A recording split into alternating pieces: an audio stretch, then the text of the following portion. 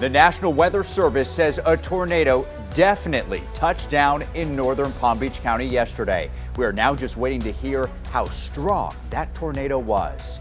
Thank you for joining us. I'm Mark Kelly. This is WPBF 25 News at noon right now. Let's start off with the severe storms that ripped through Palm Beach Gardens yesterday, leaving behind a good amount of damage.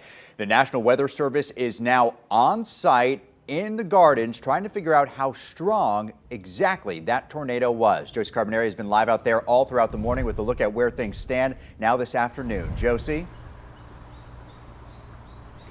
Yeah, Mark, they've been out here for the last 2 hours or so. They've been going from street to street, south to north, really just getting a better look at what kind of damage was left behind. We're expecting some sort of update from them within the next half hour. We're also seeing crews out here at the Burns Road Community Center cleaning up some of the damage and the leaves and trees and everything left behind. Most of the cleanup happened earlier today, but it appears that they are trying to wrap things up as we speak.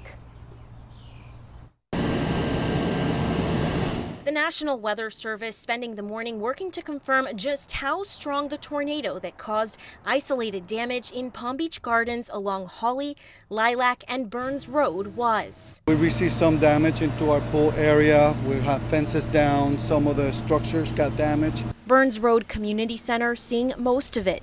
Pieces of metal and large tree limbs, evidence of the strong winds that creeped into the area early Wednesday evening. Yep, see the spout? People capturing videos of the funnel cloud in total disbelief. I haven't seen anything until I got here today. I live in Juneau.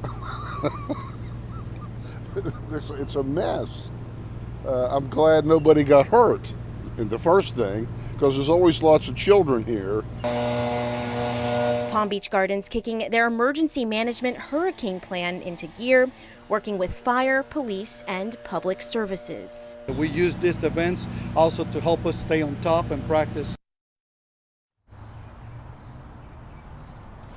And for now, the Burns Road Community Center says that their pool will be closed due to that damage, as well as the park here. In the meantime, they are out also surveying the type of damage that was left behind. We're hearing that some light poles were knocked down. So once they have an estimate, they're saying that they'll start those fixes by next week. Reporting from Palm Beach Gardens, I'm Josie Carbonari, WPBF 25 News.